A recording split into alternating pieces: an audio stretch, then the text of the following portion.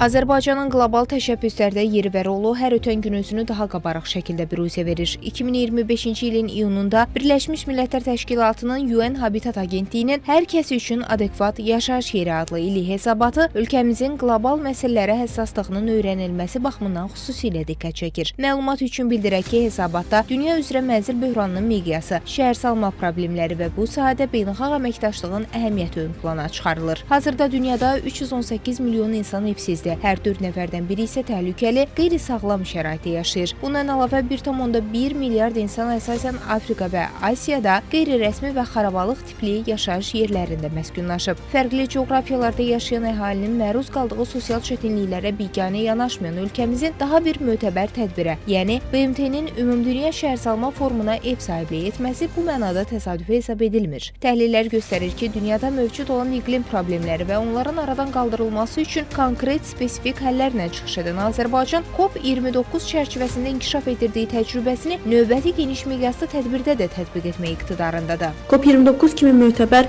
tədbirin Azərbaycanda keçirilməsindən sonra ölkəmizin daha bir qlobal BMT tədbirinə ev sahibliyi etməsi Azərbaycanın bu kimi məsələlərdə, qlobal məsələlərdə həssas yanaşmasını bir daha ortaya qoyur və COP29 zamanı əldə olunan nəticələrin burada bu tədbirdə də təşviq edilməsi baxımından, həmçinin ətraf mühit və şəhərsalma sahələrində qlobal konsensus və texniki əməkdaşlıq üçün ölkəmiz körpü rolunu oynayacaq. Və yenə də COP29-da olduğu kimi qlobal cənubla qlobal şimal arasında dayanıqlı inkişaf gündəliyində vasitəçi və təşəbbüskar ölkə imicini bir daha ölkəmiz gücləndirəcəkdir. Azərbaycan yalnız maliyyə töhfələri ilə deyil, eyni zamanda təşəbbüsləri ilə də bu qlobal prosesə dəstək verməkdə davam edir. 2026-cı ildə paytaxt Bakıda UN Habitatın təşkil etdiyi Ümumdünya Şəhərsalma Forumunun 13-cü sessiyasının keçirilməsi ölkəmizə ciddi dividendlər qazandıra bilər. Cənubi Qafqazın strateji gücü olan Azərbaycan bununla da dünya miqyasında əsas güc mərkəzlərindən biri kimi özünü doğrulda bilər.